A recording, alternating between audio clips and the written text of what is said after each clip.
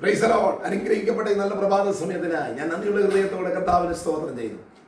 നമ്മുടെ യേശു കർത്താവ് തന്റെ ശിഷ്യന്മാരുമായി യാത്ര ചെയ്തൊരു സ്ഥലത്തെത്തിയപ്പോൾ യേശു അവരോട് പറഞ്ഞൊരു വാക്കാണ്, മക്കളെ, നിങ്ങൾ മടുത്തു പോകാതെ പ്രാർത്ഥിക്കും, ഉണർന്നിരുന്ന് പ്രാർത്ഥിക്കും. അടുത്ത പറയുന്നു, പരീക്ഷയിൽ അകപ്പെടാതിരിക്കാൻ പ്രാർത്ഥിക്കും. എന്തുകൊണ്ട് നാം ഇന്ന് പകൽക്കാലം പ്രാർത്ഥിക്കണം? പരീക്ഷകനായ പിശാച് നമ്മുടെ അടുത്തേക്ക് നമ്മെ പരീക്ഷിക്കുവാൻ ഈ പകൽക്കാലം കടന്നു വരുന്നു. ഈ അവസരത്ത് നമ്മൾ അവൻ്റെ പരീക്ഷണത്തിൽ നമ്മൾ തോറ്റുപോകാതിരിക്കണമെങ്കിൽ നമ്മുടെ ജീവിതത്തിൽ ഒരു പ്രാർത്ഥനാനുഭവം ഉണ്ടാകണം. പ്രാർത്ഥിക്കുന്ന ദൈവപൈതലിനെ തൊടുവാൻ പിശാചിന് കഴിയത്തില്ല. ഇന്ന് പകൽക്കാലം ഞാൻ നിങ്ങളെ ഓർപ്പിക്കുന്ന ഒരു പ്രധാന വിഷയം, നിങ്ങൾ പ്രാർത്ഥിക്കുന്ന ഒരു ദൈവപൈതലായി തീരണം.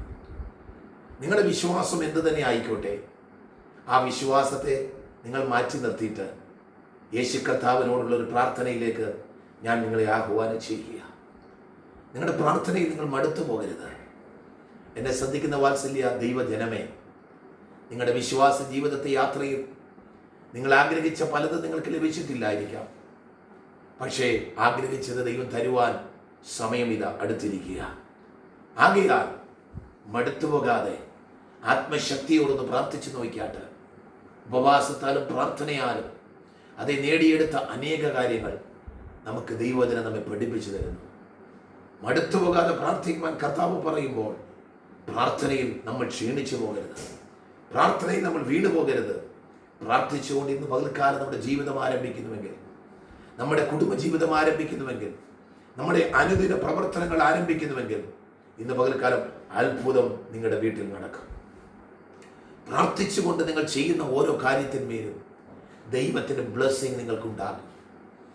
അത് മനസ്സിലാക്കി കൊടുക്കാനാണ് യേശു തൻ്റെ ശിഷ്യന്മാരെ പഠിപ്പിച്ചത്.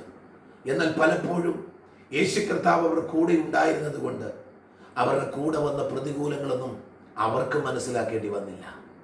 പലപ്പോഴും നമ്മുടെ ജീവിതത്തിൽ ദൈവം നമ്മെ നടത്തുന്ന വിധങ്ങൾ പലപ്പോഴും നമ്മൾ അറിയാറില്ല. നമ്മുടെ കാലുകൾ എത്രയോ പ്രാവശ്യം കല്ലിൽ തട്ടിപ്പോയി. നമ്മുടെ ജീവിതത്തിൻ്റെ മരണത്തെ വെല്ലുവിളിച്ചുകൊണ്ട് പിശാച് എത്ര പ്രാവശ്യം വാദിച്ചു വന്നു. പക്ഷേ അവൻ്റെ വാദഗതിയുടെ മുൻപിൽ ആ വാദത്തെ എന്നേക്കുമായി തളർത്തിക്കളഞ്ഞ് ഇല്ലാതാക്കി നമ്മുടെ ജീവനെ നിലനിർത്തിയ ദൈവമാണ്. നീ അറിയാത്തൊരു സത്യമുണ്ട് ദൈവവൈതലേ. നമ്മുടെ ആത്മാവിൻ്റെ വില മനസ്സിലാക്കിയ കർത്താവ് നമ്മെ തൻ്റെ കരങ്ങളിൽ വഹിച്ചുകൊണ്ടിരിക്കുകയാണ്. ഒരമ്മ തൻ്റെ കുഞ്ഞിനെ പരിപാലിക്കുന്നത് പോലെ സ്നേഹത്തോടെ അനുദിനം നമ്മെ നടത്തുമ്പോൾ പ്രാർത്ഥനയോടെ ദൈവത്തിൻ്റെ പാദപീഠത്തിൽ നമ്മൾ കടന്നു വരിക. കരയുന്ന കാക്കക്കുഞ്ഞുങ്ങൾക്ക് തീൻ കൊടുക്കുന്നവനായ ദൈവം, കാട്ടിലെ മൃഗങ്ങൾക്കും പക്ഷി ലതാദികൾക്കും അതിനു വേണ്ടതെല്ലാം കൊടുക്കുന്നവനായ ദൈവം ഇന്ന് പകൽക്കാലം നിങ്ങളുടെ ആവശ്യങ്ങളിൽ മേൽ ദൈവം പ്രവർത്തിക്കാൻ പോകുകയാണ്. എൻ്റെ കർത്താവിനോട് നിങ്ങളൊന്ന് പ്രാർത്ഥിക്കുമോ? നിങ്ങളുടെ പ്രാർത്ഥനാ വിഷയം എന്ത് തന്നെ ആയിക്കോട്ടെ, നിങ്ങൾ കർത്താവിനോട് പ്രാർത്ഥിക്കുക. നിങ്ങളുടെ മുമ്പിൽ നിന്ന് എനിക്ക് പറയുവാൻ ഈ ധൈര്യം തന്നത്, ഞാൻ പ്രാർത്ഥിച്ച സകല പ്രാർത്ഥനാ വിഷയത്തിനും എൻ്റെ ദൈവം എനിക്ക് മറുപടി തന്നിട്ടുണ്ട്. ദൈവത്തിന് സ്തോത്രം. അതുകൊണ്ടാണ് ഞാൻ ധൈര്യത്തോടെ നിങ്ങളോട് ഞാൻ ഈ മെസ്സേജ് നിങ്ങളെ അറിയിക്കുന്നത്. പ്രാർത്ഥന ദൈവം കേൾക്കും. പ്രാർത്ഥന സ്വർഗം തുറക്കുന്ന താക്കോലാണ്. ഇന്ന് പകൽക്കാലം പ്രാർത്ഥിച്ച് മുന്നേറുക. പ്രതികൂലങ്ങൾ വഴിമാറും, പ്രയാസങ്ങൾ മാറും. വഴിയെ നിൽക്കുന്ന ശത്രു എത്ര വലിയതാണെങ്കിലും പ്രാർത്ഥിച്ച് വിരൽ ചൂണ്ടുക. ശത്രു നിങ്ങളെ വിട്ട് മാറിപ്പോകും. ശത്രു ഓടിക്കാതെ തന്നെ ഓടുന്നൊരു സന്ദർഭം ഉണ്ടാകാൻ പോകുകയാണ്. ആകയാൽ ഉണർന്നിരുന്ന് പ്രാർത്ഥിര്, മടുത്തു പോകാതെ പ്രാർത്ഥിര്, ആത്മാവി ശക്തിപ്പെട്ട് പ്രാർത്ഥിര്. ദൈവത്തിൻ്റെ പരിശുദ്ധാത്മാവ് നിങ്ങളെ നയിക്കട്ടെ.